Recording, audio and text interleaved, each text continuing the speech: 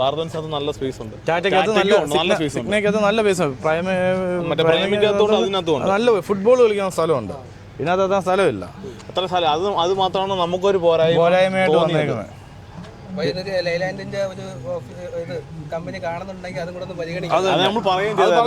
അവരോട് പറഞ്ഞിട്ടാണ് നമ്മള് ഈ ഒരു അകത്തൊരു സ്പേസ് കുറവാണ്. കാരണം ഒരാൾക്ക് മാത്രമേ കിടക്കാനുള്ളൊരു ഇതേ ഉള്ളൂ സ്ഥലമുള്ളൂ. പക്ഷെ നമ്മൾ അത് അൾട്രേഷൻ ചെയ്തെടുത്ത മറ്റേ വണ്ടി നമുക്കൊരു യൂട്രക്ക് കണ്ടോ?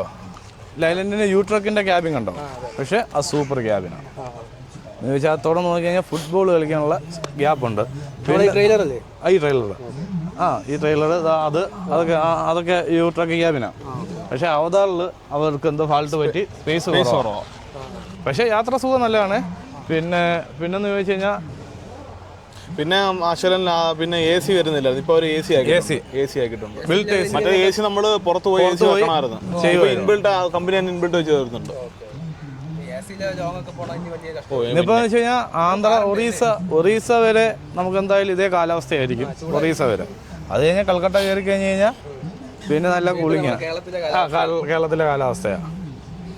ലൈലാൻഡ് ഓടിച്ച് കുറേ കാലം ലോങ് ഓടിച്ച ആളുകൾ എല്ലാവരും പുതിയൊരു വണ്ടി എടുക്കുമ്പോൾ അവരാദ്യമായിട്ട് ചൂസ് ചെയ്യുന്ന വണ്ടി ലൈലാൻഡ് തന്നെയാണ്.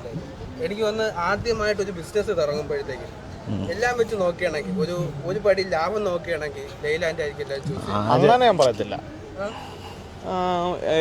ഇച്ചിരൂടെ കംഫർട്ടായിട്ട് വില നമുക്ക് കിട്ടും. വില കുറച്ചല്ല, ഇച്ചിരൂടെ കംഫർട്ട് എനിക്ക് ടാറ്റയ്ക്കാണ് ഇച്ചിരൂടെ അവര് വില ഇതാക്കി നിൽക്കുന്നത്. വില കുറച്ച് ഇച്ചിരൂടെ. പിന്നെ ഐഷർ പിന്നെ ഭാരതൻസ് ഒട്ടും വിട്ടുകളിയില്ല. അവരൊരു ഫിക്സഡ് റേറ്റ്